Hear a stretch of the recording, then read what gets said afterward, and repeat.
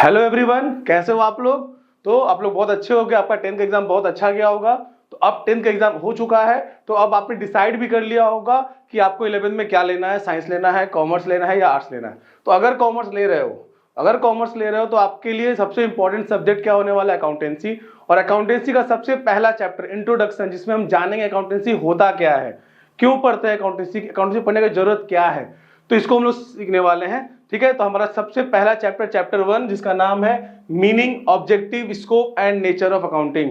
ये एकदम सिंपल सा चैप्टर है जो आपको अकाउंटिंग के बारे में बताता है कि अकाउंटिंग होता क्या है, क्यों करना चाहिए, इसके क्या एडवांटेज है, क्या लिमिटेशन है, क्या ऑब्जेक्टिव है, फंक्शन है, रोल है, और वो कौन कौन लोग हैं जो अकाउंटिंग को यूज करते हैं। ठीक है ना। तो पहले हम लोग समझेंगे इसको, पहले अकाउंटेंसी का नीड समझते हैं। नीड समझने के बाद उसके बारे में जानेंगे अकाउंटेंसी होता क्या है, उसका मीनिंग क्या है, उसके फीचर्स क्या है। ठीक है ना। तो धीरे धीरे समझेंगे, कुछ कुछ टर्म्स ऐसा होगा जो आपको लगेगा हाँ शायद ये चीज को समझ में नहीं आ रहा है, तो वो उसके लिए आपको मेरा इसके बाद जो सेकंड पार्ट आएगा अकाउंटिंग टर्म्स, उसको समझना होगा। तो ये दो चैप्टर अगर आप पढ़ लोगे तो आपको अकाउंटेंसी के बारे में थोड़ा थोड़ा आइडिया हो जाएगा, फिर आप अकाउंटेंसी को समझ पाओगे। ठीक है ना। तो पहला चैप्टर क्या पढ़ने वाले, मीनिंग, अकाउंटिंग होता क्या है। उसके बाद सेकंड जो वीडियो आएगा वो क्या रहेगा, अकाउंटिंग टर्म्स। वो बहुत इंपॉर्टेंट चैप्टर है, क्योंकि उसमें हम लोग क्या सीखने वाले हैं, वो टर्म्स जो आप तक इससे पहले अब यूज नहीं किए थे, अब यूज करने वाले हो। तो जब तक उसको समझोगे नहीं तो आपको चैप्टर उतने से समझ में नहीं आएगा। ठीक है, तो चैप्टर 1 क्या है मेरा, meaning, objective, scope and nature of accounting. जिसमें सबसे पहला पॉइंट क्या आपके लिए रखे, नीड, कि अकाउंटिंग का क्या नीड है। तो एक सिंपल सा बात करते हैं आपसे कि अगर आप बिजनेस कर रहे हो, तो सबसे पहले आप क्या चेक करोगे। जब भी बिजनेस कर रहे हो, at the end of the year सबसे पहले आप क्या जानना चाहोगे। तो आप ये जानना चाहोगे कि इस बिजनेस में आपको प्रॉफिट हुआ है या लॉस हुआ है। सबसे पहला चीज तो ये जानोगे। उसके बाद आप क्या चेक करोगे कि कितनों से मैंने उधार लिया है जिसको पे करना है, कितनों को मैंने उधार दिया है, उधार में सामान भी दिया है जिससे वापस पैसे भी लेने हैं, कितना सेल किया है मैंने पूरे साल का टर्नओवर कितना है, कितने का मैंने परचेज किया है, कितना मैंने सैलरी पे किया है, कितना रेंट पे किया है, कितने एसेट्स है मेरे बिजनेस के नाम पे, मेरा बैंक बैलेंस क्या है, मेरा कैश बैलेंस क्या है। और ये सब चीज तभी जान पाएंगे जब हम चीजों को रिकॉर्ड करेंगे। समझ में आया। तो रिकॉर्ड करने को ही हम लोग क्या बोलते हैं, अकाउंटिंग। लेकिन सिर्फ रिकॉर्ड करने अकाउंटिंग नहीं बोलते, रिकॉर्ड करना जस्ट एक पहला प्रोसेस है जहां से अकाउंटिंग स्टार्ट हो रहा है। ठीक है ना। तो चलो समझते हैं चैप्टर को अच्छे से। नीड में देखो क्या क्या है।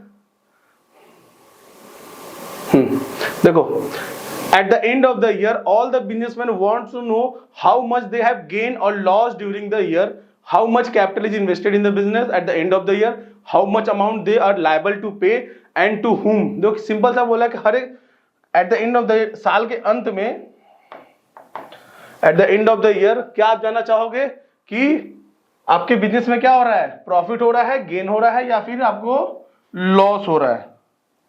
ठीक है, क्या हो रहा है, आपको गेन हो रहा है या लॉस हो रहा है। सबसे पहले ये चीज आप जानना चाहोगे। उसके बाद आप क्या जानना चाहोगे, how much capital is invested in the business in the end of the year. साल के अंत में आपका कैपिटल कितना बिजनेस में इन्वेस्ट, कैपिटल क्या होता है, एज अ ओनर आप बिजनेस में जो पैसा लगाते हो उसको हम लोग क्या बोलते हैं, कैपिटल। समझ में आ रहा है। हम अकाउंटिंग टर्म्स जो स्पेशल टर्म्स है उसको भी इस चैप्टर से हम डिस्कस करते चलेंगे। तो कैपिटल क्या हो गया, एज अ ओनर जो बिजनेस का मालिक है, जो बिजनेस को स्टार्ट किया है, प्रोप्राइटर इसको बोलते हैं। अगर वो जितना भी पैसा बिजनेस में लगा रहा है उसको क्या बोलते हैं, कैपिटल। ठीक है, तो आप क्या चेक करोगे कि साल के अंत में कितना कैपिटल आपने इन्वेस्ट किया है। How much amount they are liable to pay, कितना मेरे को पैसा किसी को देना है। ठीक है, कितना देना है और किसको देना है, टू हुम। ठीक है, how much is owed to them and by हुम।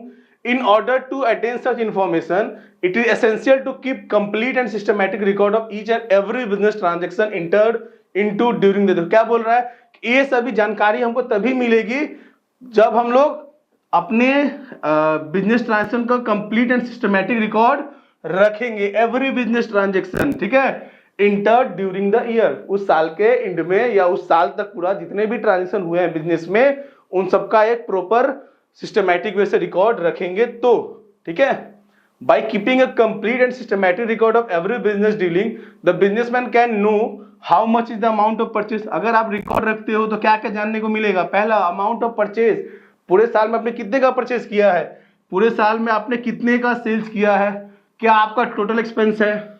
ठीक है, और what is the amount of profit earn और लॉस इनकर्ड, और कितना आपने मुनाफा या नुकसान किया है ये इस पूरे साल में, ठीक है।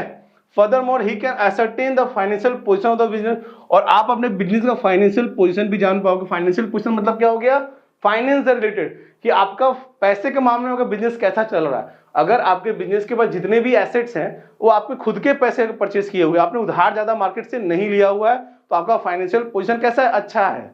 समझ में आ रहा है ना। आप खुद भी सोचो, बिजनेस को हटाओ, अगर आप सोचो कि मेरा, आप अपने बारे में सोचो कि आपका फाइनेंशियल पोजीशन कैसा है। आप कैसे सोचो, अगर मेरा बैंक बैलेंस है, ठीक है, और मैंने किसी से उधार लेकर बैंक बैलेंस क्रिएट नहीं किया है, और मेरे नाम पे बहुत सारे एसेट्स भी है, एसेट मतलब संपत्ति, प्रॉपर्टी जो आपका है, ठीक है, जो आपके नाम पे है, आपके पास बहुत सारे एसेट्स भी हैं और कोई लायबिलिटी नहीं है, किसी को उधार चुकता नहीं करना, मतलब आपका पोजीशन क्या है, अच्छा है, ठीक है। लेकिन अगर आप ये चेक करोगे कि जितना आपका फाइनेंशियल पोजीशन है, मतलब जितना आपके पास एसेट्स है उतना ही आपका लायबिलिटी भी, उतना ही आपका उधार भी है, तो आपका फाइनेंशियल पोजीशन अच्छा नहीं है। तो मतलब क्या हुआ, जितने भी एसेट खरीद रहे हो, अगर आप खुद के पैसे से परचेस करोगे तो पोजीशन अच्छा है, और उधार ले खरीदे हो तो पोजीशन बहुत अच्छा नहीं है। How much capital it has at the end of the year, आपके साल के अंत में आपके पास कितने कैपिटल बचे हैं, ठीक है। And how much capital stand invested in the various assets, और उन पैसों में से कितना पैसा है जो आपके एसेट्स के ऊपर खर्च किया गया है, ठीक है। And how much amount to be taken from whom, कितना रुपया दूसरों से लेना है, ठीक है, और वो कौन है। And how much amount is liable to pay and to, और किसको किसको पैसा देना है और वो कौन लोग हैं। तो ये सभी चीजें जान हम पाएंगे तब जब हम लोग अकाउंटिंग करेंगे। अकाउंटिंग का मतलब क्या हो गया, रिकॉर्डिंग। लेकिन रिकॉर्डिंग से क्या, अकाउंटिंग स्टार्ट हो रहा है, अकाउंटिंग कंप्लीट नहीं हो रहा है। रिकॉर्डिंग क्या है, जस्ट का पहला स्टेप है, ठीक है। तो अकाउंटिंग को जानेंगे, थोड़ा धीरे धीरे जान रहे हैं। ये तो हो गया नीड। अब आते हैं मीनिंग। अकाउंटिंग के क्या मीनिंग है। सबसे पहले तो क्या बोल रहा है, accounting is often called the language of business. Language मतलब क्या समझ में आ रहा है, भाषा। आपकी जो भाषा है, जो मेरी जो भाषा है, जो हम लोग जिस लैंग्वेज एक दूसरे से बात कर रहे हैं, ठीक है। तो अकाउंटिंग क्या है, लैंग्वेज है। हमारे बिजनेस का जो लैंग्वेज है वो क्या है, अकाउंटिंग। समझ में आ रहा है। लैंग्वेज कैसे हो गया, देखो अगर आपको बिजनेस के बारे में जानना है तो आप ओनर से तो बात हमेशा नहीं कर पाओगे ना, बड़े बड़े बिजनेस है उसके ओनर से तो आप मिल नहीं सकते हो। तो अगर उसके बिजनेस के बारे में जानना है तो आपको क्या करना होगा, उसके अकाउंटिंग को देखना होगा, उसके स्टेटमेंट, उसके प्रॉफिट एंड लॉस अकाउंट, उसका बैलेंस शीट, उसका कैश फ्लो, उसका अकाउंटिंग रेशियो, सारी चीजों को अगर चेक करोगे तो जान पाओगे कि बिजनेस कैसा है, ठीक है। तो अकाउंटिंग क्या की, आपके साथ कम्युनिकेट किया। आपको जो भी कुछ जानना था, आपको जानकारी कहां से मिल रहा है, अकाउंटिंग से। इसीलिए क्या बोला था, अकाउंटिंग क्या है, बिजनेस का लैंग्वेज है, ठीक है। The basic function of any language is to communicate. और किसी भी लैंग्वेज का बेसिक फंक्शन क्या होता है, कम्युनिकेट। अकाउंटिंग भी क्या करता है आपके साथ, कम्युनिकेट। कैसे कम्युनिकेट करता है, अगर मानो कि आपको रिलायंस कंपनी के बारे में जानना है तो क्या चेक करोगे, उसका बैलेंस शीट और पीएल क्या होगा, प्रॉफिट एंड लॉस अकाउंट, जिसमें आपको बताएगा ना कितना पैसा इन्वेस्ट हुआ है, इतना बिजनेस का प्रॉफिट या लॉस है, हर चीज आप जान पाओगे। फिर accounting communicates the result of the business to the users of accounting. क्या बोला, अकाउंटिंग कम्युनिकेट करता है किसके साथ, यूजर्स ऑफ अकाउंटिंग, जो लोग अकाउंटिंग को यूज करते हैं। ये भी जानेंगे कौन कौन यूजर होते हैं, ठीक है। In information to enable them to make reason decision, जिनको वो हेल्प करता है डिसीजन लेने में, ठीक है। To communicate information accounting follow the systematic process of recording. और क्या बोल रहा है कि टू कम्युनिकेट इंफॉर्मेशन जो है हमारा कम्युनिकेट कर सके यूजर के साथ, उसके लिए क्या करना पड़ेगा, मेरे को सिस्टमैटिक प्रोसेस ऑफ रिकॉर्डिंग करना पड़ेगा पहले अकाउंटिंग को। रिकॉर्डिंग मतलब जितने भी ट्रांजेक्शन हुए उसको रिकॉर्ड किए, उसके बाद उसको क्लासिफाई करना पड़ता है। क्लासिफाई करना मतलब क्या हुआ कि पहले क्या किए, सारे ट्रांजेक्शन को रिकॉर्ड किए। जैसे मान लो सिंपल सोचो, मैंने बिजनेस स्टार्ट किया तो मैंने पैसे डाले होंगे, तो पहला बिजनेस में पैसे डालने का एंट्री, ठीक है, स्टार्टेड बिजनेस विद कैश, तो उसका एंट्री किए होंगे। फिर मैंने क्या किया होगा, मैंने कुछ वेरियस एसेट परचेज किए होंगे तो उसका एंट्री करेंगे। फिर मैंने गुड्स परचेज किया होगा, उसका एंट्री करेंगे। फिर मैंने सेल्स किया होगा, उसका एंट्री करेंगे। फिर at the end of the month मैंने एम्प्लॉय को सैलरी दिया होगा, अपने ऑफिस का रेंट दिया होगा, उसका भी एंट्री करेंगे, ठीक है ना। तो सारे ट्रांजेक्शन का एंट्री कर रहे हैं हम लोग ना, तो उसको बोलते हैं रिकॉर्डिंग, ठीक है। अब रिकॉर्डिंग तो कर लिए, अब उसके बाद क्या करते हैं, क्लासिफाई। जैसे परचेज का एक अलग अकाउंट, अलग बुक बनाएंगे, सेल्स का अलग बुक बनाएंगे, रेंट का अलग बुक, सैलरी का अलग, सबका अलग अलग, सारे ऐसे सारे आइटम जिनका अपना नेचर सेम हो उनको अलग अलग अकाउंट में बांट देंगे, उसको बोलते हैं क्लासिफाई करना। और फिर उनका टोटल बैलेंस निकालेंगे, जो बोलते हैं summarising the numerous business transaction resulting in creation of financial statement. देखो सिंपल है, पहले क्या किए, रिकॉर्ड किए, रिकॉर्ड करना क्या किया, क्लासिफाई। क्लासिफाई मतलब क्या, सब एक नेचर के ट्रांजेक्शन को अलग अलग करके उसको क्लासीफाई किए, फिर उनका टोटल बैलेंस निकाले। जैसे पता चला कि टोटल परचेस कितना है, क्योंकि आपने पूरे साल में कितना बार परचेस किया होगा, मल्टीपल टाइम परचेस किया होगा, हर मंथ में 2 बार 3 बार परचेस करते थे, तो at the end of the देखें आप 40 बार 50 बार परचेस किए हो, तो ये सबका रिकॉर्डिंग किए। तो अब सबको जब इकट्ठा किए तो जान पाए कि मैंने टोटल एक साल में 40 बार परचेस किया है, और उसका टोटल परचेस का अमाउंट कितना हो रहा है, दिख रहा है आपको 25 लाख हो रहा है। समझ में आया, ये जान पाओगे। फिर देखो आप सेल कितना कर रहे हो, तो सेल तो डेली कर रहे हैं, डेली कर रहे हो तो आप देख रहे हो लगभग हम लोग 400 बार सेल किए हैं। 400 बार सेल का वैल्यू कितना है, 40 लाख। ठीक है ना, तो जो 40 लाख निकला क्या है, समराइजिंग में सबका टोटल बैलेंस, समराइजिंग बैलेंस। ठीक है, और उस समराइजिंग बैलेंस से हम लोग क्या बनाते हैं, अपना फाइनेंशियल स्टेटमेंट। ठीक ना। एक और डेफिनेशन है अकाउंटिंग का, इतना सिंपल लैंग्वेज में एक और डेफिनेशन है जिसको American institute of certified public accountant ने इशू किया था। वो क्या बोलता है कि accounting is the art of recording. Art means क्या हो गया, कला मींस टेक्निक। अकाउंटिंग क्या है, एक टेक्निक है ट्रांजेक्शन को रिकॉर्ड करके, क्लासिफाई करके, समराइज करके उससे रिजल्ट इंटरप्रेट करने का। ठीक है, देखो accounting is the art of recording. Art मतलब पहले रिकॉर्ड करने का एक टेक्निक है। रिकॉर्डिंग के बाद क्या करते हैं, क्लासिफाई करते हैं। क्लासिफाई कहाँ करते हैं, सबसे पहले हम लोग क्लासिफाई जो करते हैं उसका नाम होता है लेजर। ठीक है, और उसके बाद क्या करते हैं, समराइजिंग। अब उस क्लासिफाइंग बैलेंस को टोटल बैलेंस निकालते हैं, बोलते हैं summarising in a significant manner and in terms of money transaction and event which are in part at least of financial character and interpreting the result। क्या बोल रहा है कि हमको उन्हीं ट्रांजेक्शन को रिकॉर्ड करना है जो पहला बात मनी के टर्म्स में हो और फाइनेंशियल कैरेक्टर के हो। उनको रिकॉर्ड करके, समराइज करके, रिकॉर्ड करके, क्लासिफाई करके, समराइज करके उस सारे ट्रांजेक्शन से हम क्या निकालेंगे, अपना प्रॉफिट और लॉस कैलकुलेट करेंगे। उसी को क्या बोलता है, अकाउंटिंग। मतलब सिंपल सा समझो, अकाउंटिंग क्या हो गया, बिजनेस ट्रांजेक्शन को रिकॉर्ड करके प्रॉफिट कैलकुलेट करना, कम्युनिकेट करना, एनालिसिस करने तक का जो पूरा प्रोसेस है, उस पूरे प्रोसेस को बोलते हैं अकाउंटिंग। अकाउंटिंग सिर्फ रिकॉर्डिंग नहीं, रिकॉर्डिंग, क्लासिफाइंग, समराइजिंग, फिर इंटरप्रिटेशन ऑफ द रिजल्ट, फिर एनालिसिस, और उसके बाद कम्युनिकेटिंग विद यूजर्स। ये पूरा प्रोसेस है अकाउंटिंग का। इन सबको मिला के क्या बोलता है, अकाउंटिंग होता है। ठीक है, तो ये तो हो गया हमारा अकाउंटिंग का डेफिनेशन। अब आते हैं हम लोग फीचर्स ऑफ अकाउंटिंग। अकाउंटिंग के क्या फीचर्स है, क्या कैरेक्टरिस्टिक है। ठीक है, तो सबसे पहला पॉइंट क्या है, accounting is an art as well as science. Accounting क्या है, आर्ट भी है और क्या है, साइंस भी है, ये बोला जा रहा है। तो आर्ट का मतलब क्या होगा, आर्ट का मतलब हो गया कला, कला मींस टेक्निक। तो अकाउंटिंग क्या एक टेक्निक है, बिजनेस ट्रांजेक्शन को रिकॉर्ड करके प्रॉफिट कैलकुलेट करने का एक टेक्निक को क्या बोलते हैं, अकाउंटिंग। ठीक है, समझ में आ रहा क्या बोला, अकाउंटिंग क्या एक टेक्निक, बिजनेस ट्रांजेक्शन को रिकॉर्ड करके प्रॉफिट कैलकुलेट करने की टेक्निक को क्या बोलते हैं, अकाउंटिंग। तो अकाउंटिंग मेरा आर्ट भी हो गया। और साइंस का मतलब क्या होता है, साइंस में क्या होता है, साइंस का सिंपल सा मतलब समझो कि अगर कहीं पे भी कुछ प्रिंसिपल फॉलो हो रहा है, कहीं पे भी कुछ प्रिंसिपल फॉलो हो रहा है, उसको हम लोग क्या बोलते हैं, साइंस। और अकाउंटिंग क्या है, फुली प्रिंसिपल बेस्ड ही है। हमारे लिए बहुत सारे प्रिंसिपल बनाए गए हैं जिनको हमको फॉलो करना है अकाउंटिंग करते वक्त। ठीक है, देखो यहाँ पे क्या दे रहा है, art is the technique of attaining some predetermined objective. Accounting is an art of recording, classifying and summarising business transaction with a due to ascertain the net profit and financial position of the business purpose. देखो जो चीज समझा है वही बोल रहा है। क्या बोल रहा है कि अकाउंटिंग क्या है, art of recording, classifying, summarising business transaction with a due to ascertain the net profit. हमको रिकॉर्ड करना है, क्लासिफाई करना है, समराइज करना है और उससे क्या करना है, नेट प्रॉफिट कैलकुलेट करना है और अपना फाइनेंशियल पोजीशन बताना है बिजनेस का। ठीक है, अब आते हैं साइंस कैसे है। तो any organised body of knowledge which is based on certain specified principle. अगर कुछ भी चीज कुछ प्रिंसिपल पे फॉलो हो रहा है तो क्या बोलते हैं, साइंस। ठीक है, in this respect accountancy is also a science since it is also an organised body of knowledge based on certain specified principles and accounting standard. हम जो भी अकाउंटिंग करते हैं वो अपने मन से नहीं कर रहे हैं, हमारे लिए कुछ प्रिंसिपल बनाए गए हैं जिनको हमको फॉलो करना है अकाउंटिंग करते वक्त। ठीक है, जो भी कंसेप्ट, कन्वेंशन, प्रिंसिपल बनाए गए हैं, अकाउंटिंग स्टैंडर्ड बनाए गए हैं, उसको हमको फॉलो करना है अकाउंटिंग कर, जिससे हमारा और आपका अकाउंटिंग क्या हो सके, सेम हो सके। ठीक है ना। सेकंड पॉइंट, ये तो पता है अकाउंटिंग होता क्या है। अब हमको रिकॉर्डिंग किसको करना है वो समझा रहा है। पहला क्या है, सेकंड पॉइंट क्या है, रिकॉर्डिंग ऑफ फाइनेंशियल ट्रांजेक्शन। हमको सिर्फ फाइनेंशियल ट्रांजेक्शन को ही रिकॉर्ड करना है। तो सर फाइनेंशियल ट्रांजेक्शन क्या होता है, देखो फाइनेंशियल ट्रांजेक्शन मतलब वो ट्रांजेक्शन जिससे हमारा फाइनेंशियल पोजीशन चेंज हो रहा हो।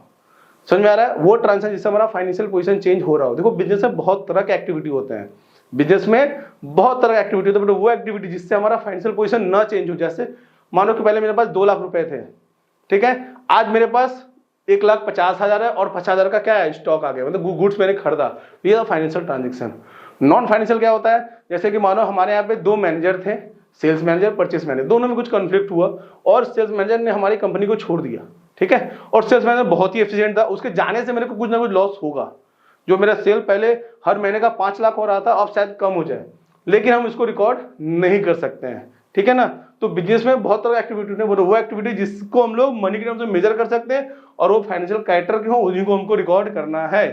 देखो, only those transaction and events are recorded in accounting which are of financial character, जो फाइनेंशियल कैरेक्टर के हों, ठीक है। There are so many transaction in the business which are very important for business but which can not be measure and express in terms of money, hence such transaction will not be recorded. Business में बहुत तरह की घटनाएं होती हैं, ठीक है, जो कि बहुत ही इंपॉर्टेंट होती हैं। जैसे मेरा बिजनेस मैनेजर छोड़ दिया, मानो कि मेरा, सोचो कि मेरा बिजनेस मैनेजर कौन था, विराट कोहली को मैंने अपने बिजनेस का मैनेजर बना के रखा था और उसने मेरे कंपनी को छोड़ दिया, तो उससे मेरा सेल क्या हो जाएगा, डाउन हो जाएगा, लेकिन उसको हम लोग रिकॉर्ड नहीं करते हैं। क्यों? क्योंकि उसके लॉस को हम लोग मनी के टर्म से मेजर नहीं कर सकते कि उसके जाने से मेरे को कितने का लॉस हो रहा है, ठीक है ना। Next point, recording in terms of money, वो ट्रांजेक्शन जिसको हम लोग मनी के टर्म से मेजर कर सकते हैं। मनी टर्म से मेजर करना मतलब जिस कंट्री का वो ट्रांजेक्शन है, उस कंट्री की करेंसी वैल्यू पे उसको अगर हम वैल्यू करके ही उसको रिकॉर्ड कर सकते हैं, उसी को हम बुक में रिकॉर्ड करेंगे, ठीक है। Each transaction is recorded in the books in terms of money only, सिर्फ मनी के टर्म से जिसको हम लोग रिकॉर्ड कर सकते हैं, सिर्फ उसी को रिकॉर्ड करेंगे, ठीक है ना। तो ये तो बातें होगी रिकॉर्डिंग की, कि रिकॉर्डिंग किसको किसको करना है वो हम लोग समझ गए, ठीक है। अब आता है नेक्स्ट पॉइंट, क्या है, देखो, क्लासिफाइंग। क्लासिफाइंग मतलब क्या होगा, रिकॉर्ड तो कर ली, और रिकॉर्ड सबसे पहले कहां करते हैं, जर्नल, इसको बोलते हैं प्राइमरी बुक, जहां पे सबसे पहले ट्रांजेक्शन इंटर्ड होता है, ठीक है। रिकॉर्ड कहां करते हैं, जर्नल में, इसको हम लोग प्राइमरी बुक भी बोलते हैं, ठीक ना। फिर है क्लासिफाइंग। क्लासिफाइंग क्या हो गया, देखो, after recording the financial transaction in journal और subsidiary book the transaction are classified, ठीक है। तो क्या बोल रहा है कि जब हम लोगों ने रिकॉर्ड कर लिया कहां पे, जर्नल और सब्सिडरी बुक में, उसके बाद क्या करते हैं, नेक्स्ट स्टेप क्या होता है, क्लासिफाइड, सबको अलग अलग करना। भाई रिकॉर्ड हो गया, अब सबके सब एक नेचर के ट्रांजेक्शन को अलग अलग करो। Classification is the process of grouping the transaction, grouping the transaction of one nature, जो सेम नेचर के हो उनको एक जगह पे लेकर आ जाओ और उनके लिए अलग सेपरेट अकाउंट बना देंगे, ठीक है। और इस प्रोसेस को क्या बोलते हैं हम लोग, लेजर, ठीक है। क्या बोले कि हम लोग जितने भी क्लासिफिकेशन कैसे करेंगे, क्या प्रोसेस है हमारा, grouping the transaction of one nature eight one place.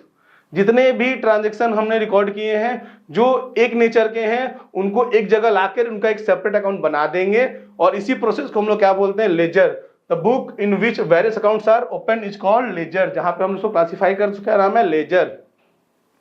फिर अब आता है समराइजिंग। तो समराइजिंग का मतलब क्या हो रहा है, देखो, रिकॉर्ड तो कर लिया, क्लासिफाई भी कर लिया, अब लोग क्या करें, टोटल बैलेंस निकालेंगे। Summarising, summarizing is the art of presenting the classified data in a manner which is understandable and useful to management and other user of such data। देखो, सिंपल समझो, मैंने क्या बोला कि मैंने सेल डेली किया था, डेली एक बार दो बार भी सेल किया होगा। अगर मानो कि डेली हम 2 या 4 या 5 सेल करते हैं तो लगभग 1000 से ऊपर ट्रांजेक्शन हो जाएगा, ट्रांजेक्शन, और 1000 से ऊपर क्लासिफिकेशन में भी आ जाएगा वो। तो वो डेटा किसी के लिए यूज का नहीं होगा, मैनेजमेंट कभी डिसीजन ले नहीं पाएगा उस डेटा से। तो मेरे को क्या करना पड़ेगा, उनका टोटल निकालना पड़ेगा, उसको बोलते हैं समराइज बैलेंस। अगर हम बता देंगे टोटल परचेस इतना है, टोटल सेल्स इतना है, सैलरी इतना है, रेंट इतना है, तब तो जाके वो यूजफुल बनेगा ना, तब जाके आप उससे डिसीजन ले पाओगे, ठीक है। तो वही बोल रहा है कि जितने भी मेरे क्लासिफाइड डाटा है, जो कि हमको क्या बनाना है, which understandable and useful to management and other user of such data, this involve the balance of ledger, हमको क्या करना है, बैलेंस, ठीक है। और उससे क्या बनाएंगे, ट्रायल बैलेंस। समराइज जहां करते हैं उसको क्या बोलते हैं, ट्रायल बैलेंस में हम लोग समराइजिंग बैलेंस को ट्रांसफर करते हैं। रिकॉर्ड किया जर्नल, उसके बाद ट्रांसफर किया लेजर में, लेजर के बाद टोटल बैलेंस किया, और बैलेंस का अमाउंट कहां डालते हैं, ट्रायल बैलेंस में। समराइजिंग बैलेंस को कहां डालेंगे हम लोग, ट्रायल बैलेंस में। और उस ट्रायल बैलेंस के बाद हम लोग क्या करेंगे, उसको इंटरप्रिटेशन ऑफ द रिजल्ट, उससे हम लोग क्या करेंगे, रिजल्ट इंटरप्रेट करेंगे। क्या करेंगे, इंटरप्रिटेशन ऑफ द रिजल्ट, मतलब प्रॉफिट एंड लॉस कैलकुलेट करेंगे। In accounting, the result of the business are presented in such a manner that the parties interested in the business, such as proprietor, manager, bank, etc., employee, हमको क्या करना है, summarise किए balance से क्या निकालना है, अपना फाइनेंशियल रिजल्ट बताना है, ठीक है, जिससे वो यूजफुल बन सके। किनके लिए यूजफुल बन सके, प्रोप्राइटर के लिए, मतलब ओनर, मैनेजर जो बिजनेस को मैनेज कर रहे हैं, बैंक जिनसे हम लोन मांगने जा रहे हैं, क्रेडिटर जिनसे हम उधार में सामान खरीदते हैं, और एम्प्लॉइज। एक बार समझते हैं, इनको भी प्रोप्राइटर कौन हो गए, बिजनेस के ओनर, जो मालिक हो उसको प्रोप्राइटर बोलते हैं, मैनेजर जो बिजनेस को मैनेज कर रहे हैं। फिर है बैंक, आपको पता है बैंक क्या होता है, जिनसे हम लोग लोन लेते हैं। फिर आता है क्रेडिटर्स, क्रेडिटर मतलब क्या हो गया, जिनसे आप उधार में गुड्स परचेज कर रहे हो उसको हम लोग क्या बोलते हैं, क्रेडिटर। देखो सप्लायर और क्रेडिटर दो अलग चीज है। सप्लायर कौन है, जिनसे गुड्स खरीद रहे हैं, ठीक है, बट अगर उसी सप्लायर से हम क्रेडिट में गुड खरीद रहे हैं ना, तो क्या बन जाएगा, वो सप्लायर बिकम्स क्रेडिटर्स, ठीक है। और एम्प्लॉइज को पता ही है। और उसके बाद फिर क्या हो गया कि मेरा रिजल्ट बन गया, अब क्या करेगा, कम्युनिकेट करेगा किसके साथ, यूजर्स के साथ। वही जो यूजर है, यही सारे यूजर्स हैं मेरे, जिनके साथ वो कम्युनिकेट करेगा। हाँ, accounting attributes also include the communication of financial data to the users who analyse them as per their individual requirement. क्या बोल रहा है, accounting attributes also include the communication of financial data to the user. हमारा जो data है वो क्या करेगा, कम्युनिकेट करेगा किससे, यूजर से, ठीक है, as per their individual requirement, जिसका जो रिक्वायरमेंट है उस हिसाब से उसको वो यूज कर लेगा, ठीक है ना। सब हो गया मेरा। अब आते हैं ऑब्जेक्टिव। ऑब्जेक्टिव का मतलब क्या हो गया, उद्देश्य, कि हमारा अकाउंटिंग करने का उद्देश्य, क्यों अकाउंटिंग कर रहे हैं, क्या रीजन है अकाउंटिंग करने का, क्या मतलब क्या मोटिव है मेरा, तो उसको समझते हैं। आप खुद से आंसर दे पाओगे। देखो सिंपल सा पॉइंट, पहला पॉइंट क्या है, to keep systematic record of business transaction. हम क्यों अकाउंटिंग कर रहे हैं, तो भैया हमको अपने बिजनेस ट्रांजेक्शन का एक सिस्टमैटिकली रिकॉर्ड रखना है, जिससे हम हर चीज जान पाए, इसीलिए अकाउंटिंग कर रहे हैं। चलो पहला पॉइंट मेरा कवर हो गया, जो क्या बोल रहा है, अगर आपको अकाउंटिंग करोगे तो आपका क्या ऑब्जेक्टिव पूरा होगा, आपका बिजनेस ट्रांजेक्शन का सिस्टमैटिकली रिकॉर्ड हो जाएगा। Second point, to calculate profit और लॉस, हम अपना प्रॉफिट लॉस भी जान पाएंगे, कैलकुलेट कर पाएंगे। Third point, to know the exact reason leading to net profit और नेट लॉस। नेट प्रॉफिट और नेट लॉस होने का जो रीजन है वो भी हम उस इंफॉर्मेशन को देख के जान पाएंगे, हाँ इस जगह पे शायद हम कुछ ज्यादा खर्चा कर दिए है, जिसको हमको कंट्रोल करना होगा, इससे हम लॉस को कम कर सके, प्रॉफिट को बढ़ा सके, ठीक है। फिर to ascertain the financial position of the business, हमको बिजनेस का फाइनेंशियल पोजीशन भी जानने मिल जाएगा। कैसे जानने मिल जाएगा, क्या बताए थे, अगर हमारा एसेट्स मेरे खुद के पैसे से परचेस किया हुआ है तो क्या है, वो मेरा अच्छा पोजीशन है। अगर उधार लेकर खरीद रहे हैं तो पोजीशन बहुत अच्छा नहीं है, ध्यान रखिएगा इसको। फिर ascertain the progress of the business from year two year, simple सही है, अगर आप अकाउंटिंग कर रहे हो तो जान पा रहे हो ना, पिछले साल प्रॉफिट हुआ था 10 लाख का, इस साल हो गया 15 लाख का, तो क्या दिख रहा है, प्रोग्रेस हो रहा है, ग्रोथ हो रहा है, प्रॉफिट तो हो ही रहा है बट ग्रोथ भी हो रहा है 50% से, ठीक है। फिर to prevent and detect error and fraud, अगर हम अकाउंटिंग करेंगे तो एरर और फ्रॉड को भी रोक पाएंगे। कैसे रोक पाएंगे, तो बताओ एक बार हमको। देखो जैसे मानो कि आपका एक मेडिसिन शॉप है, ठीक है, आपका एक मेडिसिन शॉप है, आपने उसमें एक मेडिसिन है उसका 1000 यूनिट परचेस किया है, ठीक है, एक मेडिसिन उसका आपने 1000 यूनिट परचेस किया है। अब उसमें आपने लगभग 970 को सेल कर दिया, 970 यूनिट आपने पूरे महीने में सेल किया, तो कितना बचा, 30, ठीक है। लेकिन अगर मानो कि मैं एक डब्बे में सारे मेडिसिन को डाल दिया, ठीक है, 1000 को डाल दिया, और मैं बेच रहा हूँ, जैसे चॉकलेट डब्बा देखते हो ना, वैसे मानोगे आपका मेडिसिन का डब्बा है, आप ऐसे बेच रहे हो, ठीक है। अब वो जब वो देखोगे डब्बा खत्म हो गया तब तो ऑर्डर करने जाओगे, लेकिन अब अकाउंटिंग कर रहे हो तो क्या चेक किया, डब्बा तो खत्म हो गया, लेकिन मेरे अकाउंटिंग में दिख रहा है कि मैंने सिर्फ 970 सेल किया, 30 तो मेरे पास बैलेंस होना चाहिए। अगर बैलेंस 30 नहीं है, मतलब क्या समझ में आ रहा है कि आपके एम्प्लॉइज ने भी मेडिसिन वहीं से लिया है अपने घर वालों के लिए, ठीक है। तो अगर आप अकाउंटिंग कर रहे हो तो ये जितने भी फ्रॉड है उनको आप रोक पाओगे, ठीक है। और लास्ट पॉइंट क्या है, to provide information to various party, वही कम्युनिकेटिंग, अगर अकाउंटिंग करोगे तो जो आपके पार्टीज हैं, जो यूजर्स हैं, उनको इंफॉर्मेशन प्रोवाइड कर पाओगे कि देखो भाई मेरा बिजनेस का पोजीशन कैसा है, ठीक है ना। अब आते हैं फंक्शन। देखो बहुत चीज हो गया, ऑब्जेक्टिव भी हो गया, आते फंक्शन, लगभग पॉइंट सेम आने वाला है। देखो पहला क्या है, maintaining complete and systematic record, वही चीज जो हमने ऑब्जेक्टिव में पढ़ा। देखो main function of accounting is to maintain complete and systematic records of business transaction following the accounting rules, principle and standard. क्या बोला, मेरा मेन फंक्शन क्या है बिजनेस का, अकाउंटिंग का, कि हमको अपने अकाउंटिंग का कंप्लीट एंड सिस्टमैटिक रिकॉर्ड हो जाएगा, ठीक है, और following accounting rules, principle and standard. और उसके लिए क्या करना पड़ेगा, मेरे को जो भी अकाउंटिंग रूल्स प्रिंसिपल उसको फॉलो करना पड़ेगा, ठीक है। Second point, preparation of financial statement, मेरा फाइनेंशियल स्टेटमेंट प्रिपेयर हो जाएगा। Accounting helps in maintaining profit and loss account and balance sheet, ठीक है। देखो क्या हो रहा है, अकाउंटिंग करने से क्या आपको मिल रहा है, प्रॉफिट एंड लॉस और बैलेंस शीट बन जा रहा है, which shows the financial position of the firm, जो कि ये क्या शो करता है, बिजनेस का फाइनेंशियल पोजीशन शो करता है at the end of the year, उसी को बोलते हैं फाइनेंशियल स्टेटमेंट, ठीक है, अगर अकाउंटिंग करोगे तो आपका फाइनेंशियल स्टेटमेंट भी प्रिपेयर्ड हो जाएगा, ठीक ना। फिर है communicating the financial position to various parties.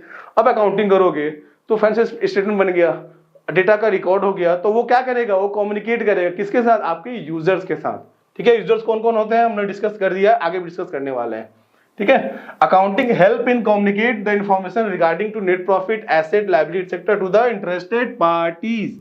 इसको भी अच्छे से डिस्कस करेंगे, पार्टीज कौन होते हैं समझेंगे हम लोग। सिंपल समझ लो कि अकाउंटिंग क्या कर रहा है, कम्युनिकेट कर रहा है इंफॉर्मेशन किसके साथ, यूजर के साथ। क्या क्या इंफॉर्मेशन कि भैया प्रॉफिट कितना हुआ, कितने का एसेट्स है मेरे पास, कितने का लायबिलिटी, सारी चीजों को कम्युनिकेट करेगा यूजर्स के साथ, ठीक है। फिर है protecting the assets of business. Accounting help the management to keep a control over assets by maintaining their proper record such as cash in hand, bank balance, inventory, debtor etcetera. देखो अगर record करोगे ना, अगर transaction को record करोगे तो आप जान पाओगे ना कि आपके पास एग्जैक्टली कितना आपके पास कैश है, ठीक है। जैसे कि आप नॉर्मल कोई दुकान क्या देखते हो, लोग एक डब्बा बना कर रखता है, उसमें पैसा लेता है डाल देता है, ठीक है। अगर अकाउंटिंग नहीं करेगा तो कभी भी ओनर जो मालिक इधर उधर हटका तो एम्प्लॉय पैसा वहां से धीरे से एक आध नोट निकाल लेगा। अगर मानो डेली बहुत सारा ट्रांजेक्शन हो रहा है, बहुत सारा ट्रांजेक्शन हो रहा है, 100 का नोट, 200 का नोट, 500 का नोट, 10 का, 20 का सब आ रहा है, वो तो गिन नहीं रहा, बस आ रहा है डाल रहा है, आ रहा है डाल रहा है, अकाउंटिंग हो नहीं रहा है। तो जैसे ही मौका मिला एम्प्लॉय क्या करेगा, धीरे से डब्बा उठाएगा, उसमें से 200 रुपए 400 रुपए निकाल लेगा और आपको पता नहीं चलेगा। लेकिन अगर अकाउंटिंग कर रहे हो तो आप इस चीज को बचा सकते हो। क्यों, उसमें दिखेगा ना कि आपने टोटल आपने 12,500 रुपए कैश कलेक्ट किए हैं, कैश सेल्स किया है, तो इतना तो होना चाहिए। लेकिन आप क्या देख रहे हो, कितना है, आप देख रहे हो 12,300 ही है, मतलब 200 रुपए क्या हो गया, गायब हो गया, मतलब फ्रॉड हो गया, उसको आप रोक पाओगे। इन्वेंट्री गुड्स भी बचा पाओगे जो आपने पहले डिस्कस किया था, ठीक है। और डेटर कौन होते हैं, जिनको आप उधार में सामान बेचते हो, ठीक है। अगर रिकॉर्ड रखोगे तो पता चलेगा ना कि हाँ आपने इस पार्टी को उधार में सामान बेचा है, उससे पैसे लेने हैं, आप भूलोगे नहीं। बहुत सारे लोग उधार में बेचते हो तो सबको आप जान पाओगे कौन है आपके डेटर, ठीक है। फिर next point, providing assistance to management में। असिस्टेंट मतलब कहता है हेल्प करता है मैनेजमेंट को बिजनेस को कंट्रोल करने में।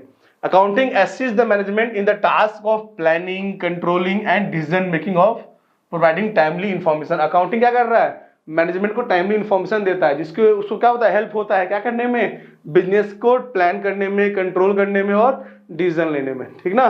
लास्ट पॉइंट क्या है हमारा, कंप्लायंस ऑफ लीगल रिक्वायरमेंट भी पूरा करता है।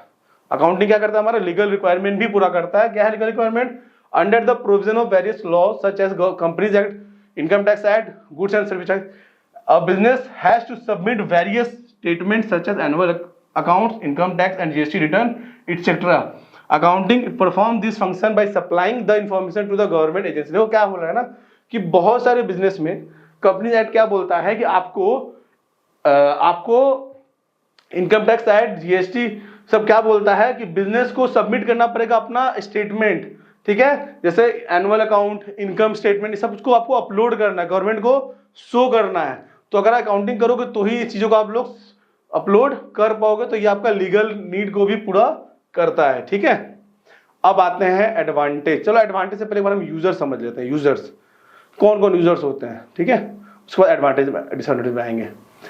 तो चलिए अब हम लोग जानते हैं कि हमारे यूजर्स कौन होते हैं, ठीक है। Users of accounting information and their need, parties interested in accounting information. कौन कौन से लोग होते हैं जिनको आपके बिजनेस में इंटरेस्ट है। देखो जिसको इंटरेस्ट है वही यूजर कहलाएंगे, सिंपल सी बात है।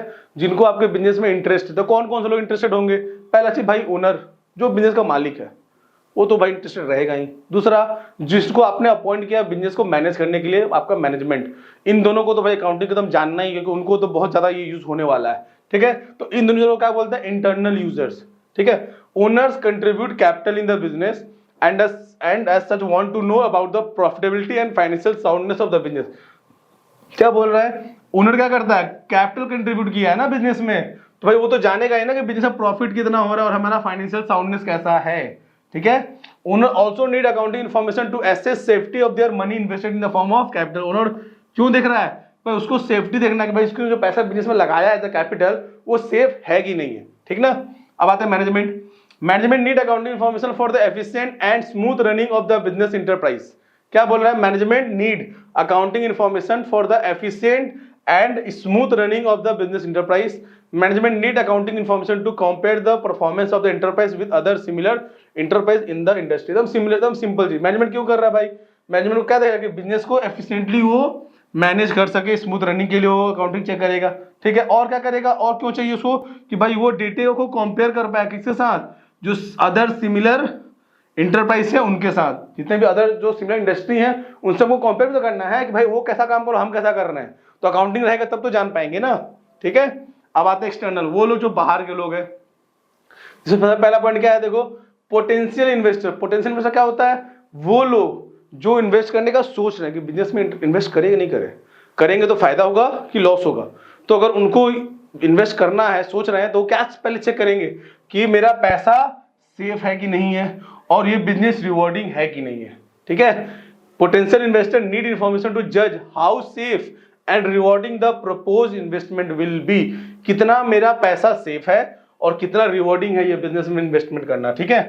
तो ये हो गया potential investor. Second creditor. Creditor क्या चेक करेगा, एकदम सिंपल चीज है भाई, उधार में सामान मांग रहे हो आप मेरे से, हम क्या देखेंगे कि भाई ये आदमी पे भरोसा किया जाए कि नहीं, क्या ये पैसा मेरे को टाइम पे देगा या नहीं। मानो कि हम तो आपको उधार दिए, उधार में दिए मतलब क्या दिए कि भाई 1 महीने बाद आपको पैसा दे देना है, तो क्या ये ड्यू डेट तक 1 महीने के अंदर पैसा देगा या नहीं देगा, उसके लिए हम आपका अकाउंटिंग चेक करेंगे। They want information about the credit worthiness of the business enterprise, कितना आपका क्रेडिट वर्दीनेस है, ठीक है। और क्या चेक करेगा, to know whether the amount going to them will be repaid when due, क्या वो पैसा जब जहां दे रहे हैं वो टाइम पे मिलेगा कि नहीं मिलेगा, ठीक है। And whether they should extend, maintain और restrict the credit to the enterprise. और क्या बोल रहा है कि कितना पैसा दे, कितना कितना समय दे इस पार्टी को, वो सब भी आपके अकाउंटिंग को देख के वो जज कर लेगा, ठीक ना। अब आते हैं एम्प्लॉइज। एम्प्लॉइज क्यों चेक करेंगे, वो क्या देखेंगे, अगर बिजनेस प्रॉफिट कर रहा है भाई मेरे को बोनस भी मिलना चाहिए, मेरे को इस साल बोनस नहीं मिला और बिजनेस प्रॉफिट किए जा रहा है, तो भाई इसीलिए अकाउंटिंग चेक करेंगे। तब तो हम मैनेजमेंट में पैसा डाल पाएंगे कि भैया हम लोग काम कर रहे हैं, मेहनत कर रहे हैं, बिजनेस प्रॉफिट कर रहा है, तो हम लोग का बोनस कहाँ गया, ठीक ना। तो इसलिए भी वो चेक करेगा। Employees need information about the profit of business to assess the ability of business to pay higher wages and bonus, ठीक ना। फिर banking and financial institution. Banking financial क्या होता है, वो लोग होते हैं जिनसे हम पैसा उधार मांगते हैं।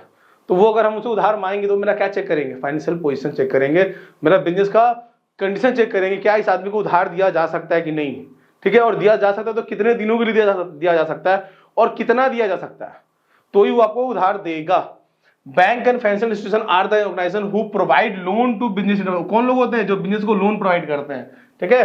Bank and financial institution need accounting information to track the progress of the enterprise, वो आपके बिजनेस ट्रैक और प्रोग्रेस चेक करेगा, ठीक है। That they can make the decision whether to lend money to the enterprise और not. क्यों check करेगा, जिससे वो जान पाए, डिसीजन ले पाएगा कि whether to lend money to the enterprise और नॉट, कि इस एंटरप्राइज को पैसा दिया जाए या नहीं दिया जाए, ठीक है। What is the ability of to repay the enterprise? What is the ability of enterprise to repay the loan?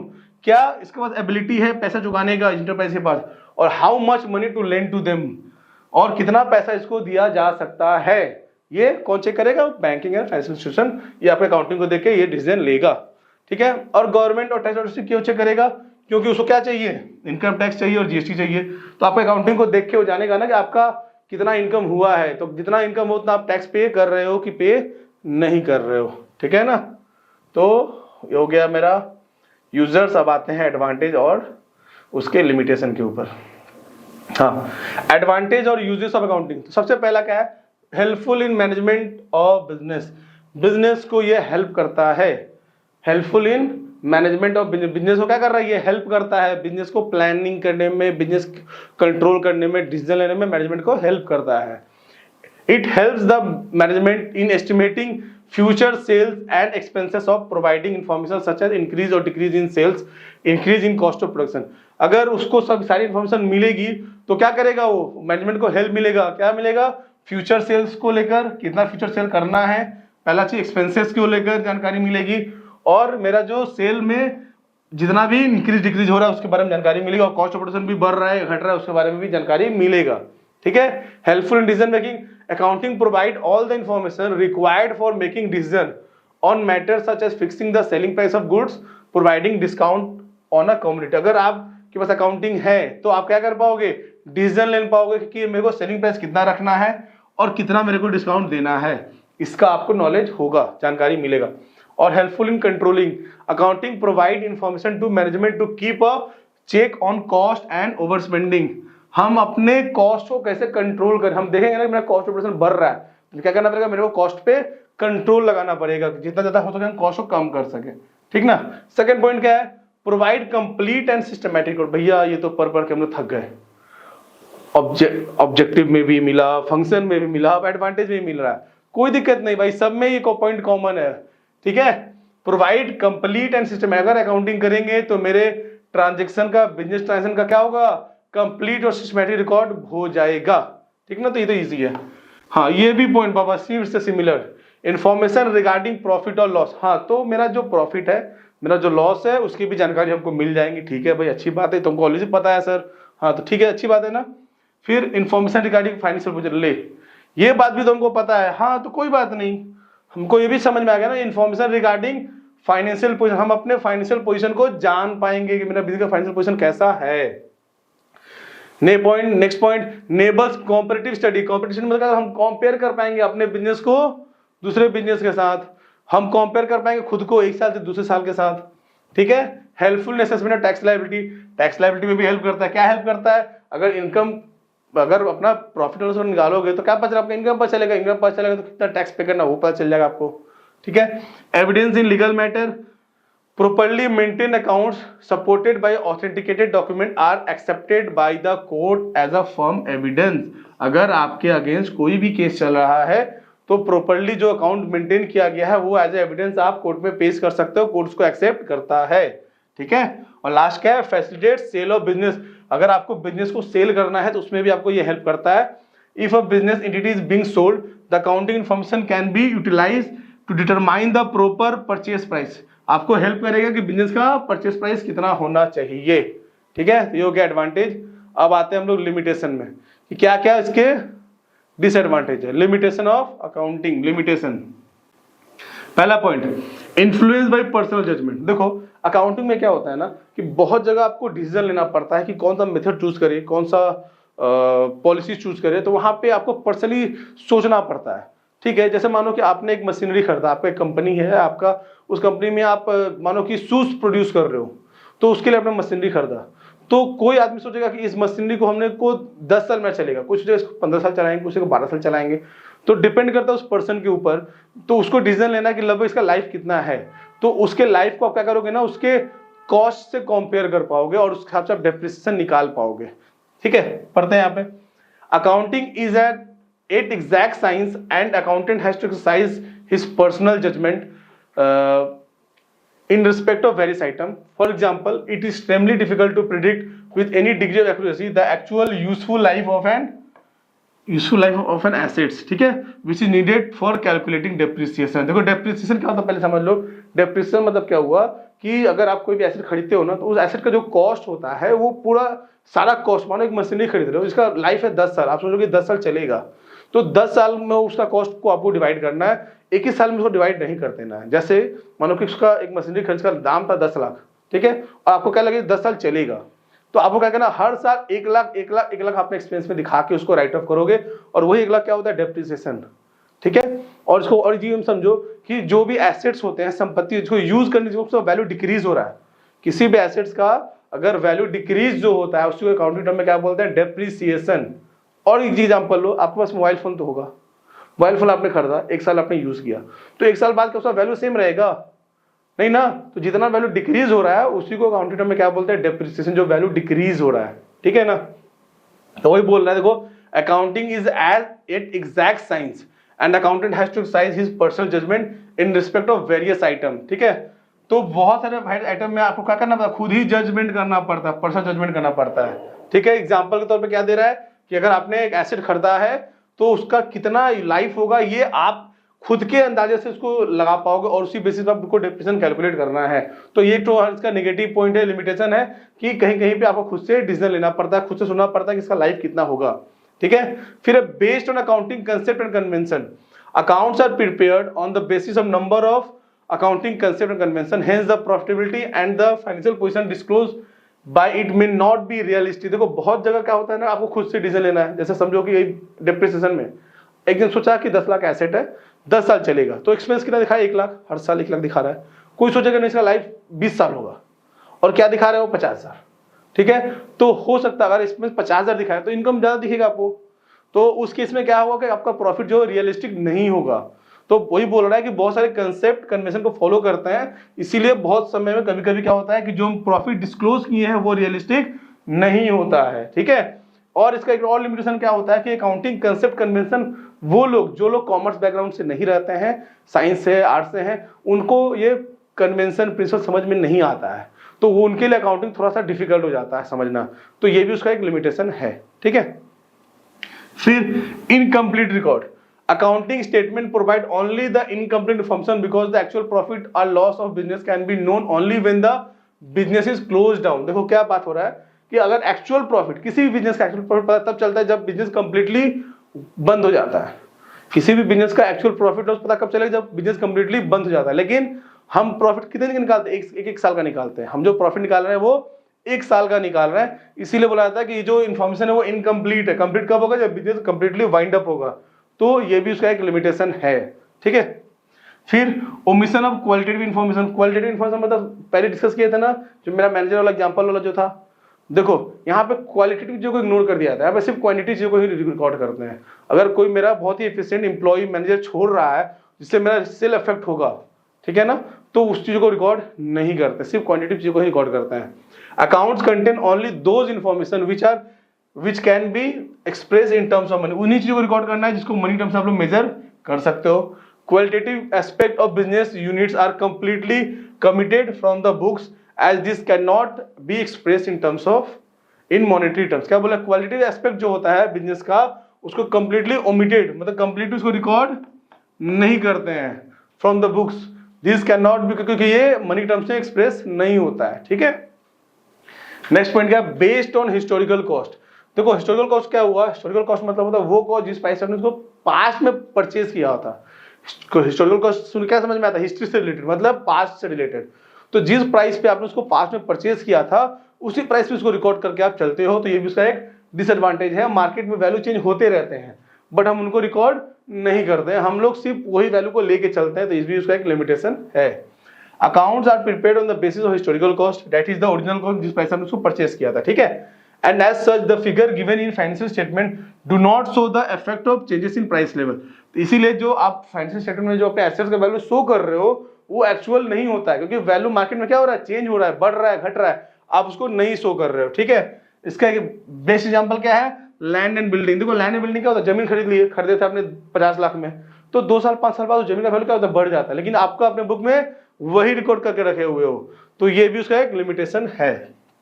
और लास्ट में क्या है, अफेक्टेड बाय विंडो ड्रेसिंग। देखो विंडो ड्रेसिंग से क्या समझ में आ रहा है कि आपने अपने विंडोज को थोड़ा सा सजा दिया, ड्रेसिंग कर दिया, जिससे बाहर वालों को क्या लग रहा है कि अंदर में जो है बहुत ही बढ़िया है, बहुत ही अच्छा होगा, लेकिन एक्चुअल में वैसा नहीं होता है। तो अकाउंटिंग में भी क्या करते हैं, बहुत सारे लोग क्या कर रहे हैं कि वो फॉल्स एंट्री पास कर रहे हैं, जिससे बिजनेस में दिखा कि बिजनेस का कंडीशन बहुत अच्छा है, ठीक है, तो वो इसका यहाँ पे होने के चांसेस रहते हैं। Window dressing refers to the practice of manipulating accounts को मैनिपुलेट कर रहे हैं हम लोग, ठीक है, so that the financial statement में disclose a more favourable position, जिससे क्या शो कर सके वो लोग कि बिजनेस का पोजीशन बहुत ही अच्छा है, तो ये उसका एक लिमिटेशन हो गया, ठीक है ना। अब आते हैं हम लोग क्वालिटेटिव कैरेक्टरिस्टिक्स और एट्रीब्यूट्स ऑफ अकाउंटिंग। इस क्वेश्चन को एज ए एट्रीब्यूट्स बहुत ज्यादा दिया जाता है और ये क्वेश्चन भी एग्जाम में पूछा जाता है। लिमिटेशन और एट्रीब्यूट्स बहुत ज्यादा एग्जाम में आपको पूछा जाता है, ठीक है ना। हाँ, पहला क्या है, देखो रिलायबिलिटी। तो सिंपल जो रिलायबिलिटी क्या समझ, रिलायबल, विश्वसनीय है। तो आपको जो भी अकाउंटिंग करना है, आपको अपने बुक में जो भी अकाउंटिंग करना है उसी चीज को रिकॉर्ड करना है और ऐसे करना है जिससे वो भरोसेमंद हो सके। आप जो भी अकाउंटिंग कर रहे हो on the basis of source document, on the basis of voucher bill को देखकर ही आपको रिकॉर्ड करना है, जिससे आपको आप भरोसा कर सको। Accounting information must be reliable. Accounting information जो क्या है रिलायबल होना चाहिए। रिलायबिलिटी इंप्लाइज दैट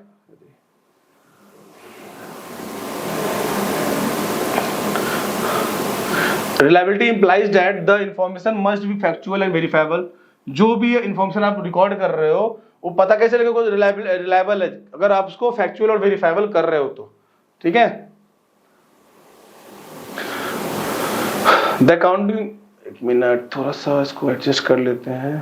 हाँ, the accounting information is said to have a verifiability if such information can be verified from source document such as cash flow. क्या बोला है कि ये कब होगा वेरीफाइबिलिटी? अगर ये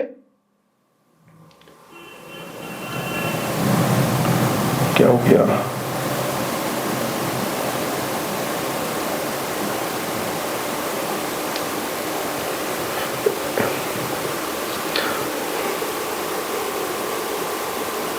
देखो, the accounting information is said to have a verifiability if, क्या बोला गया कि वेरीफाइबल कब इसको माना जाएगा? अगर जो भी चीज को रिकॉर्ड कर रहे हैं वो सोर्स डॉक्यूमेंट को देख के रिकॉर्ड किया गया हो।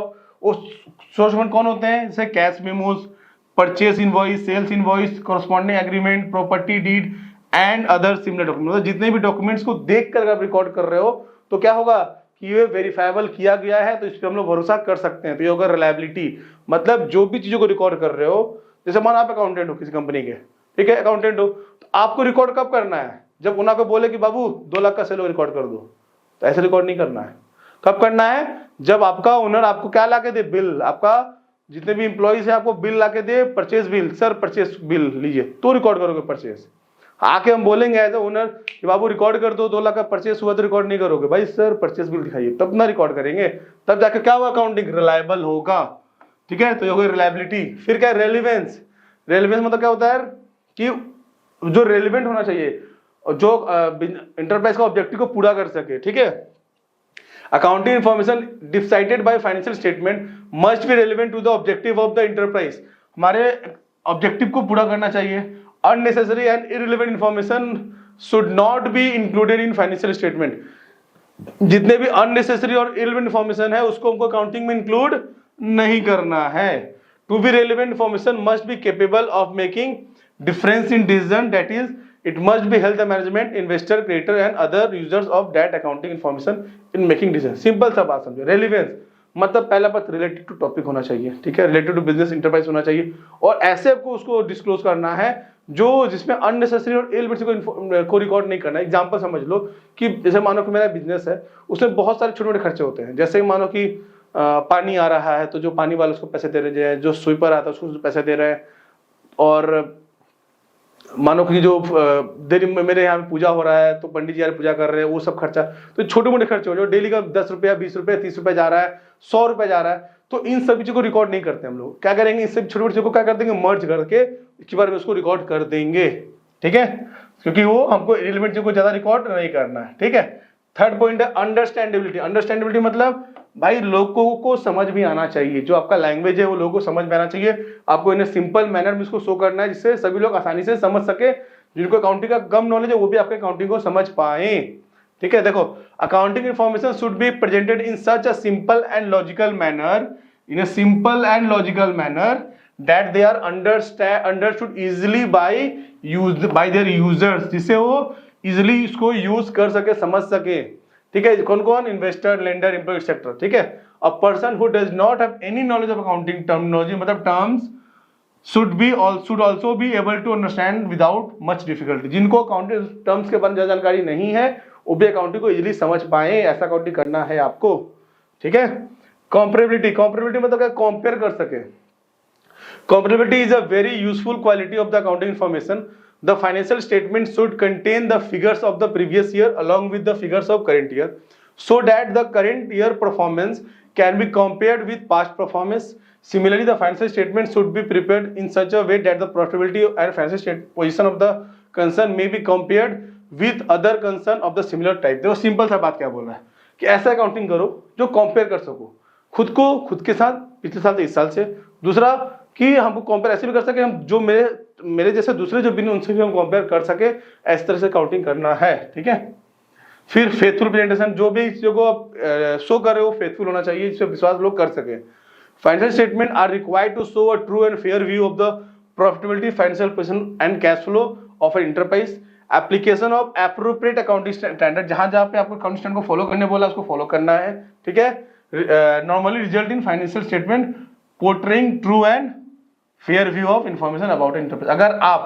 अगर आप इन चीजों को बनाते वक्त जितने भी आपके अकाउंटिंग स्टैंडर्ड है, जो एप्रोप्रिएट अकाउंटिंग स्टैंडर्ड है, जो जिसको आपको फॉलो करोगे तो क्या होगा? वो फाइनेंशियल पोर्ट्रे करेगा कि ये ट्रू एंड फेयर व्यू है, इस पे आपको, जिसे आप बोल सकते हो कि फेथफुल प्रेजेंटेशन मैंने किया है। ठीक है, अब आता है देखो स्कोप और ब्रांचेस ऑफ अकाउंटिंग, कि मेरा क्या क्या स्कोप है, क्या क्या ब्रांचेस और क्या क्या टाइप्स है, सिंपल सब फील्ड ऑफ अकाउंटिंग या फिर टाइप्स, सिंपल हम लोग टाइप्स ऑफ अकाउंटिंग, क्या क्या अकाउंटिंग के टाइप्स है। पहला क्या है, फाइनेंशियल अकाउंटिंग। देखो अब तक जितने भी बातें हम लोग कर रहे थे किस बारे में कर रहे थे, हम लोग फाइनेंशियल अकाउंटिंग को लेके ही कर रहे थे। ठीक है, the main purpose of the branch of accounting is to record the business transaction in a systematic manner, to ascertain the progress or loss of accounting period by preparing a profit and loss account and present the financial position of the business by preparing a balance sheet। देखो क्या बोल रहा है financial accounting, क्या बोलता है कि भाई क्या करना है, आपको सिस्टमैटिक वे में रिकॉर्ड करना है, ठीक है, बिजनेस ट्रांजेक्शन को, और उससे क्या करना है, प्रॉफिट लॉस कैलकुलेट करना है। ठीक है और क्या बोल रहा है, और उससे आपको क्या पता चल सकेगा, बिजनेस का फाइनेंशियल पोजीशन पता चल सके। अकाउंटिंग सिर्फ इन्हीं बातों पे बात करता है, पहला रिकॉर्डिंग, दूसरा प्रॉफिट कैलकुलेट करना, और तीसरा आपका फाइनेंशियल पोजीशन क्या है वो पता चल जाना। तो अकाउंटिंग सिर्फ इस बातों पे ही बात कर रहा है। तो ये हो गया हमारा फाइनेंशियल अकाउंटिंग का मतलब। इसका मेन पर्पस ही यही है कि सिस्टमैटिक ट्रांजेक्शन को रिकॉर्ड कर लो, उससे प्रॉफिट कैलकुलेट कर लो और उसका फाइनेंशियल पोजीशन बता दो, कैसे, बैलेंस शीट बनाकर। ठीक है, ये हो गया मेरा मतलब फाइनेंशियल अकाउंटिंग का। लेकिन देखो अगर आप ये मानो ये पेन है, इसको आप बना रहे हो, खुद से बना रहे हो, तो इसका कॉस्ट कैसे कैलकुलेट करोगे? आपने अकाउंटिंग में क्या कैसे रिकॉर्ड किया, आपने क्या क्या बस रिकॉर्ड किया। अगर आप ट्रेडिंग बिजनेस कर रहे हो, इसको खरीद रहे हो 1000 रुपए में, 1500 में बेच रहे हो तो ईजी है। बट अगर इसको आप बना रहे हो तो इसका कॉस्ट कैसे कैलकुलेट करोगे, तो उसके लिए क्या करना पड़ेगा, आपको कॉस्ट अकाउंटिंग करना पड़ेगा। ठीक है, तो आ गया कॉस्ट अकाउंटिंग। क्या बोलता है कॉस्ट अकाउंटिंग, ये बोलता है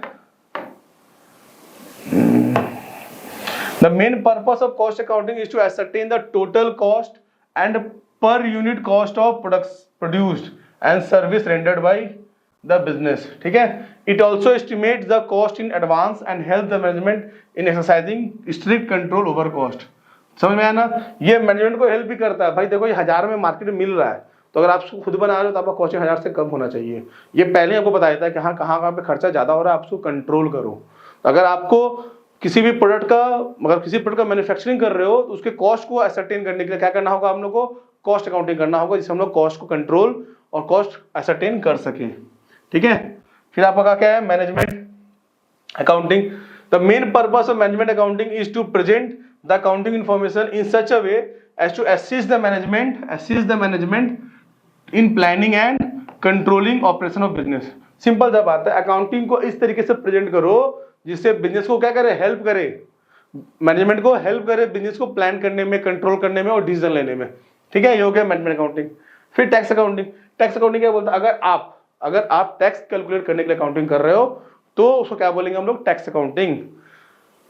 the branch of accounting which is used for tax purpose is called tax accounting. Simple सी है, आप अकाउंटिंग किस लिए कर रहे हो, टैक्स पर्पस के लिए कर रहे हो सिर्फ, तो हो गया टैक्स अकाउंटिंग। देखो बहुत लोग पूरे साल अकाउंटिंग नहीं करते हैं, सिर्फ at the end of the year वो लोग अपना प्रॉफिट एंड लॉस अकाउंट और बैलेंस शीट बनाते हैं, तो उसके लिए अगर आप अकाउंटिंग किए हो तो उसको क्या बोलोगे आप लोग, टैक्स अकाउंटिंग। ठीक है, अब लास्ट पॉइंट क्या है, सोशल रिस्पॉन्सिबिलिटी अकाउंटिंग।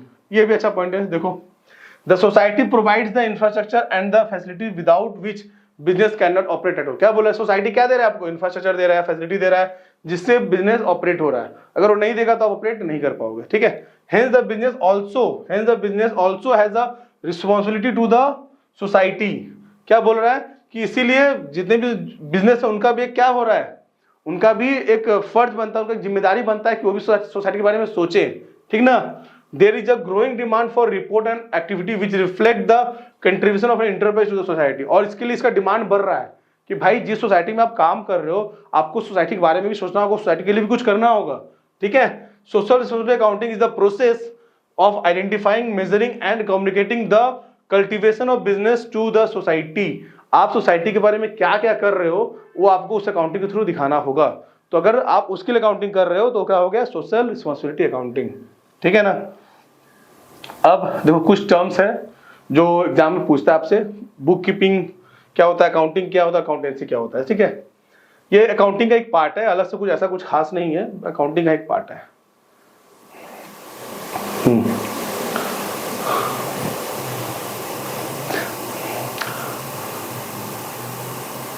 देखिए पहला क्या है इसमें, बुक कीपिंग। देखो बुक कीपिंग अकाउंटिंग सब सेम ही है, ज्यादा कुछ अलग नहीं है। उसी को दो पार्ट में कर दिए, जो आप तो पढ़ रहे थे फाइनेंशियल अकाउंटेंसी उसको एक पार्ट में कर दिए। स्टार्टिंग वाले पार्ट को क्या बोलते हैं, बुक कीपिंग, जहाँ सिर्फ को रिकॉर्ड कर रहा है, ठीक है, रिकॉर्ड कर रहा है, क्लासीफाई कर रहा है, और उसके बाद जो रिजल्ट इंटरप्रेट कर रहे हो क्या हो गया, अकाउंटिंग में चला गया, ठीक है। Book keeping is an art of recording in books of account the monetary aspect of commercial और फाइनेंशियल ट्रांजेक्शन, ठीक है। सिंपल सा क्या है, बुक कीपिंग में क्या करना है, रिकॉर्डिंग करना है ट्रांजेक्शन को, वो भी मॉनिटरी एस्पेक्ट में, ठीक है। It is mainly concern with record keeping, और इसका मेन कंसर्न क्या रहता है, रिकॉर्ड करने में, ठीक है, maintaining of books of account, ठीक है। The maintenance of book of account include the following 4 activity, 4 activity पे काम करता है। पहला आइडेंटिफाई, पता करता है कौन कौन से ट्रांजेक्शन को रिकॉर्ड करना है, identifying the transaction of financial nature from among the various transaction, जितने भी बहुत तरह की घटनाओं में वो घटनाएं जो फाइनेंशियल नेचर की है उनको पहले पता करता है। फिर उसको मेजर करता है, क्या करता है, फिर मेजर कि भाई किसको पता चल रही है इसको रिकॉर्ड करना, बट इसका वैल्यू कितना होगा, ठीक है, measuring the identified transaction in terms of money, ठीक है। उसके बाद उसको रिकॉर्ड करते हैं कहाँ पे, जर्नल में, और फिर उसको क्लासिफाई करके छोड़ देते हैं, बुक कीपिंग हमारा हो गया, ठीक है। अकाउंटिंग क्या करता है, बुक कीपिंग जहां खत्म हुआ वहां से अकाउंटिंग स्टार्ट हो जाएगा। मेरा लेजर मेरे को क्लासिफाई करके दे दिया, उसको समराइज करेंगे, उससे रिजल्ट बनाएंगे, रिजल्ट इंटरप्रेट करेंगे, प्रॉफिट एंड लॉस अकाउंट बनाएंगे, बैलेंस शीट बनाएंगे, ठीक है, और फिर वो कम्युनिकेट करेगा पार्टीज के साथ। Accounting start where book keeping end, it includes the following 4 activity. पहला क्या है, summarising the classified transaction in the form of profit and loss account and balance sheet, ठीक है। फिर उसको एनालिसिस करते हैं, analysis and interpreting the summarised result, in other word drawing the meaningful information from profit and loss account and balance sheet, ठीक है। और उसके बाद क्या है, communicating the information to interested party, और जो पार्टी इंटरेस्टेड है उनसे ये कम्युनिकेट करेगा, ठीक है। अब लास्ट है अकाउंटेंसी। तो अकाउंटेंसी क्या है, स्पेसिफाइड रूल्स है जिसको बुक कीपिंग वाले भी फॉलो करते हैं और अकाउंटिंग वाले भी फॉलो करेंगे। It refers to systematic knowledge of accounting concern with the principles and technique which are applied in accounting. क्या बोल रहा है कि it refers to systematic knowledge of accounting, systematic knowledge of accounting, ठीक है, with the principles and technique, जिसको कौन apply करेगा, which are applied in accounting, ठीक है। It tell us how to prepare the books of account, ये आपको books of account कैसे प्रिपेयर करना वो बताता है। How to summarise the accounting information, कैसे उसको समराइज करना बताता है, और कैसे उसको दूसरे पार्टी से कम्युनिकेट करना ये बताता है, ठीक है। मतलब अकाउंटेंसी क्या हो गया, वो रूल हो गया जिसको आपको अकाउंटिंग में फॉलो करना है, ठीक है। अब हमारा लास्ट टॉपिक है रोल ऑफ अकाउंटिंग। अकाउंटिंग के क्या रोल है, ये हमारे आज के क्लास का सबसे लास्ट टॉपिक है। Role of accounting has been changing with the changes in business environment and increasing social demand. क्या बोल रहा है कि रोल अकाउंटिंग जो है क्या हो रहा है, चेंज हो रहा है धीरे धीरे, ठीक है। Today rapidly changing business environment has changed the role of accounting and at present the accounting plays the following different roles. क्या क्या रोल है, पहला क्या है, रोल ऑफ लैंग्वेज। पहला क्या है, role of language. Accounting is viewed as language of business. अकाउंटिंग का भी क्या दिखाता है कि क्या है, वो बिजनेस का लैंग्वेज है, ठीक है। Because it prepares reports and statement which communicate information regarding the business enterprise. तो पहला रोल क्या हो गया, कि एज अ लैंग्वेज हो गया बिजनेस का, बिजनेस के बारे में अगर जानना है तो आपको अकाउंटिंग देखना पड़ेगा। तो पहला रोल क्या हो गया कि बिजनेस का ये एज अ लैंग्वेज बिजनेस का ये काम कर रहा है, ठीक है, अच्छी बात है। सेकंड क्या हो गया, रोल ऑफ हिस्टोरिकल रिकॉर्ड। ये जितने भी वो रिकॉर्ड जो पहले मैंने पास्ट में किए हैं उस सबका रिकॉर्ड भी रखता है, जिससे सबको याद रह सके वो चीज। Accounting is viewed as chronological record of all financial transaction in the books of account according to specified rules. क्या बोल रहा है, अकाउंटिंग सारे ट्रांजेक्शन का रिकॉर्ड रखता है जो आपने पास्ट में किए हैं, ठीक है, और वो भी स्पेसिफाइड रूल के साथ, अकॉर्डिंग टू स्पेसिफाइड रूल्स, ठीक है। फिर role of determining the net profit, और इसका तीसरा रोल क्या है, ये हेल्प करता है नेट प्रॉफिट को कैलकुलेट करने में। It is also regard as means of determining the true profit और loss of a business enterprise, ठीक ना। नेक्स्ट पॉइंट क्या है, role of determining the financial position. आपका फाइनेंशियल पोजीशन बताने में भी आपको हेल्प कर रहा है। It is also regarded as a means of showing the financial position of the business by the preparation of balance sheet. ये आपका financial statement, financial balance sheet prepare करके आपका फाइनेंशियल पोजीशन बताता है, ठीक है। Role of information system. Accounting is now regarded as the information system because it is capable of providing the kind of information which manager and other interested parties require for taking appropriate decision. ये help करता है, ये help करता है management का, owner का, कि भाई आपको डिसीजन लेने में कैसे लेना है, कंट्रोल कैसे करना है, उसमें आपको ये हेल्प कर रहा है। कैसे कर रहा है, देखो accounting is now regarded as the information system, क्योंकि इंफॉर्मेशन प्रोवाइड कर रहा है ना, इसको इंफॉर्मेशन सिस्टम भी बोलते हैं हम लोग। कैसे कर रहा है, because it capable of providing the kind of information which manager and other interested parties require. जो भी मैनेजर और इंटरेस्टेड पार्टी को जो इन्फॉर्मेशन चाहिए वो कहां से मिलेगा, अकाउंटिंग से। तो ये एज ए इन्फॉर्मेशन सिस्टम भी आपको हेल्प करता है। और फिर last point, role of service provider. Accounting is regarded as a service activity because it provides quantitative financial information which is helpful to the users in different way. Today's rapidly changing business environment has changed the role of accounting and at present the accounting plays the, ये point repeat हो गया है, ये point नहीं है, बस simple सा क्या है बोल रहा है, accounting is regarded as a service activity because it provides quantitative financial information which is helpful to the users in different way. देखो जो भी यूजर्स है जिनको नॉलेज, जिनको आपके बारे में जानना है, अकाउंटिंग के बारे में, बिजनेस के बारे में जानना, तो जान कहां सकते हैं, अकाउंटिंग से जा सकते हैं। तो अकाउंटिंग एक तरह का क्या होगा, सर्विस प्रोवाइडर, जो सर्विस प्रोवाइड कर रहा है, मतलब आपके बिजनेस के बारे में आपको बता रहा है, सर्विस दे रहा है कि देखो ये बिजनेस में ऐसा है, इसका ये सेल है, इसका ये परचेस है, सब आपको बता रहा है। ठीक है, तो ये हो गया हमारा क्लास खत्म। चैप्टर 1 आपका इंट्रोडक्शन हमारा खत्म हो गया। तो जिनको जिनको हमारा वीडियो पसंद आया वो लोग सब्सक्राइब करो, लाइक करो। ठीक है, थैंक यू फॉर वॉचिंग। ठीक है ना, तो ये रहा चैप्टर 1। नेक्स्ट हमारा चैप्टर 2 आएगा जिसमें हम लोग बेसिक अकाउंट टर्म्स को डिस्कस करेंगे। और थर्ड चैप्टर हमारा जो है वो भी आप जाके वीडियो देखिए, जो है हमारा अकाउंटिंग प्रिंसिपल, जो बहुत ही important chapter exam point of view से। ठीक है ना, तो अगर वीडियो अच्छा लगा तो लाइक करो, सब्सक्राइब करो, दोस्तों को शेयर करो, जिससे वो भी इस चैप्टर को आसानी से अच्छे से समझ पाए। ठीक है, बाय बाय।